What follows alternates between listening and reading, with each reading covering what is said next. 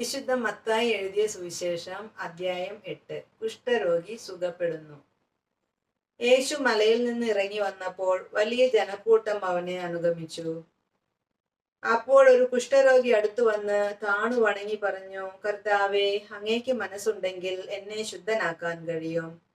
യേശു കൈനീട്ടി അവനെ സ്പർശിച്ചുകൊണ്ട് അരുളി ചെയ്തു, എനിക്ക് മനസ്സുണ്ട്, നിനക്ക് ശുദ്ധി വരട്ടെ. തൽക്ഷണം കുഷ്ഠം മാറി അവന് ശുദ്ധി വന്നു. യേശു അവനോട് പറഞ്ഞു, നീ ഇത് ആരോടും പറയരുത്. പോയി നിന്നെ തന്നെ പുരോഹിതന് കാണിച്ചു കൊടുക്കുകയും മോശ കൽപ്പിച്ചിട്ടുള്ള കാഴ്ച ജനത്തിന്റെ സാക്ഷ്യത്തിനായി സമർപ്പിക്കുകയും ചെയ്യുക. ശതാധിപന്റെ ഭൃത്യൻ. യേശു കഫർനാമിൽ പ്രവേശിച്ചപ്പോൾ ഒരു ശതാധിപൻ അവന്റെ അടുക്കൽ വന്ന് യാചിച്ചു, കർത്താവേ, എന്റെ ഭൃത്യൻ തളർവാദം പിടിപെട്ട് കഠിന വേദന അനുഭവിച്ച് വീട്ടിൽ കിടക്കുന്നു. യേശു അവനോട് പറഞ്ഞു, ഞാൻ വന്ന് അവനെ സുഖപ്പെടുത്താം. അപ്പോൾ ശതാധിപൻ പ്രതിവചിച്ചു, കർത്താവേ, നീ എന്റെ ഭവനത്തിൽ പ്രവേശിക്കാൻ ഞാൻ യോഗ്യനല്ല. നീ ഒരു വാക്കുച്ചരിച്ചാൽ മാത്രം മതി, എന്റെ ഭൃത്യൻ സുഖപ്പെടും. ഞാനും അധികാരത്തിന് കീഴ്പ്പെട്ടവനാണ്. എന്റെ കീഴിലും പടയാളികളുണ്ട്. ഒരുവനോട് പോകുക എന്ന് പറയുമ്പോൾ അവൻ പോകുന്നു, അപരനോട് വരിക എന്ന് പറയുമ്പോൾ അവൻ വരുന്നു.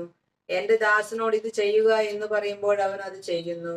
യേശു ഇത് കേട്ട് ആശ്ചര്യപ്പെട്ട് തന്നെ അനുഗമിച്ചിരുന്നവരോട് പറഞ്ഞു, സത്യമായി ഞാൻ നിങ്ങളോട് പറയുന്നു, ഇതുപോലുള്ള വിശ്വാസം ഇസ്രായേലിൽ ഒരുവനിൽ പോലും ഞാൻ കണ്ടിട്ടില്ല. വീണ്ടും ഞാൻ നിങ്ങളോട് പറയുന്നു, കിഴക്കു നിന്നും പടിഞ്ഞാറു നിന്നും നിരവധി ആളുകൾ വന്ന് അബ്രാഹത്തോടും ഇസഹാക്കിനോടും യാക്കോബിനോടും കൂടെ സ്വർഗരാജ്യത്തിൽ വിരുന്നിരിക്കും. രാജ്യത്തിന്റെ മക്കളാകട്ടെ പുറത്തുള്ള അന്ധകാരത്തിലേക്ക് എറിയപ്പെടും. അവിടെ വിലാപവും പല്ലുകടിയുമായിരിക്കും. യേശു ശതാധിപനോട് പറഞ്ഞു, പോയിക്കൊള്ളുക, നീ വിശ്വസിച്ചതുപോലെ നിനക്ക് ഭവിക്കട്ടെ. ആ സമയത്ത് തന്നെ ഭൃത്യൻ സുഖം പ്രാപിച്ചു. പത്രോസിന്റെ ഭവനത്തിൽ. യേശു പത്രോസിന്റെ വീട്ടിലെത്തിയപ്പോൾ അവന്റെ അമ്മായിയമ്മ പനി പിടിച്ച് കിടക്കുന്നത് കണ്ടു. അവൻ അവളുടെ കയ്യിൽ സ്പർശിച്ചു. പനി അവളെ വിട്ടുമാറി. അവൾ എഴുന്നേറ്റ് അവനെ ശുശ്രൂഷിച്ചു.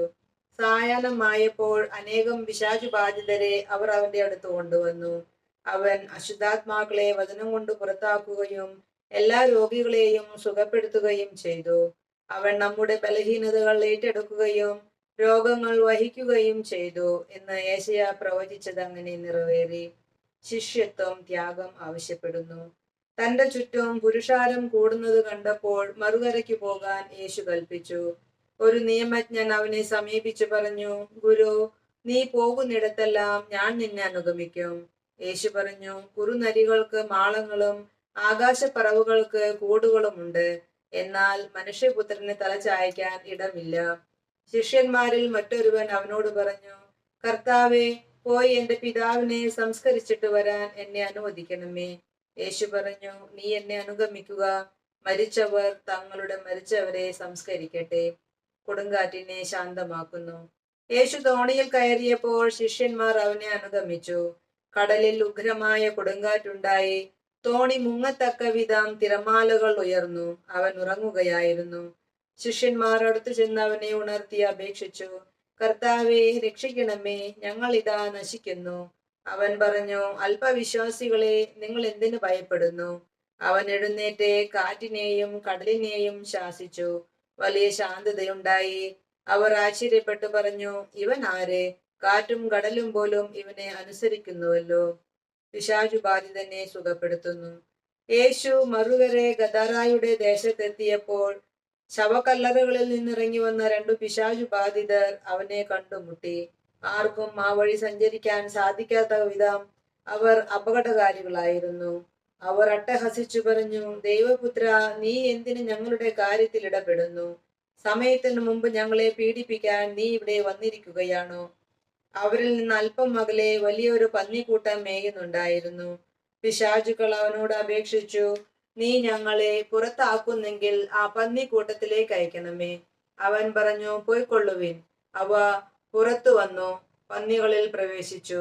പന്നിക്കൂട്ടം മുഴുവൻ കിഴക്കാൻ തൂക്കായി നിരത്തിലൂടെ പാഞ്ഞു ചെന്ന് കടലിൽ മുങ്ങിച്ചത്തു. പന്നി മേയ്ക്കുന്നവർ ഭയപ്പെട്ടോടി. പട്ടണത്തിലെത്തി എല്ലാ കാര്യങ്ങളും പിശാചുബാധിതർക്ക് സംഭവിച്ചതും അറിയിച്ചു. അപ്പോൾ പട്ടണം മുഴുവൻ യേശുവിനെ കാണാൻ പുറപ്പെട്ടു. അവർ അവനെ കണ്ടപ്പോൾ തങ്ങളുടെ അതിർത്തി വിട്ടുപോകണമെന്ന് അപേക്ഷിച്ചു. നമ്മുടെ കർത്താവായ മിശിഹായ്ക്ക് സ്തുതി.